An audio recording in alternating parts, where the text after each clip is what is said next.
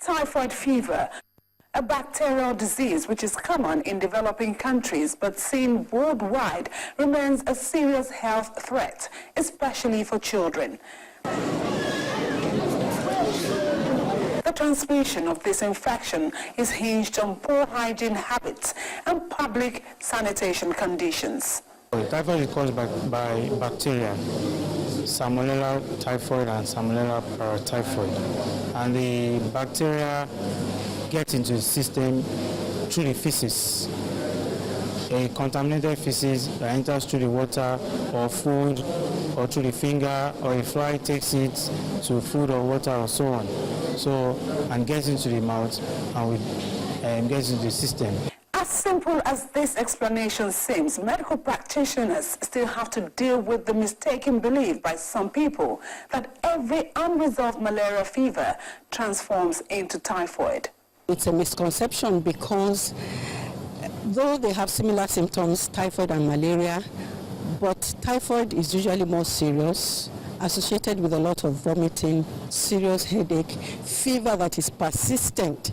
Unlike malaria, that the fever comes and goes, the fever of typhoid is always persistent, very serious, and may be associated with symptoms, gastric symptoms like vomiting, diarrhea, or even constipation. For an infection with an estimated 21 million cases worldwide and 216 to 600,000 fatality annually, typhoid fever is a disease that should not be handled with kid gloves. Well, if typhoid is left untreated, there are a lot of complications that would arise. You could even have perforation of the intestine, you could have hemorrhage, bleeding, and of course, after that, death. That is if it is not treated. Over-treatment causes a lot of problems for us because people overuse antibiotics as a result of repeatedly thinking they have typhoid and using antibiotics. And most oftentimes, they use the antibiotics in inadequate doses. Therefore, they cause problems in future because then we have bacterial resistance. We got that with malaria treatment because people used to underuse chloroquine, or were using chloroquine when it was not necessary, when they didn't have malaria.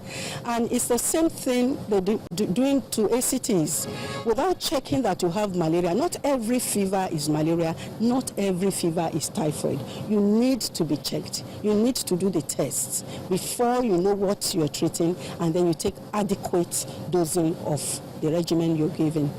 We have a rapid diagnostic test which we can use to differentiate malaria.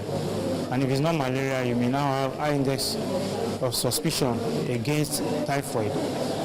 However, sometimes we have to do wider tests. Wider test is not confirmatory for typhoid, but it can give us an idea if the titer is high. We can have an idea that probably the person had typhoid or is having current typhoid. But the definitive diagnostic for typhoid is to do a blood culture or a bone marrow culture. When it comes to typhoid, ensure that you take safe water and also safe food. Food must be properly prepared in an hygienic manner, and also the water must also be taken the water you take must be pure. In short, it must be purified appropriately. Those that do not have facilities to obtain clean water must ensure that they boil their water before they consume such water. As the saying goes, prevention is better than cure. But peradventure the typhoid bacteria finds its way into your body system. Proper and prompt treatment will be your best options. Yomi Otaigbe reporting for Channels Television News.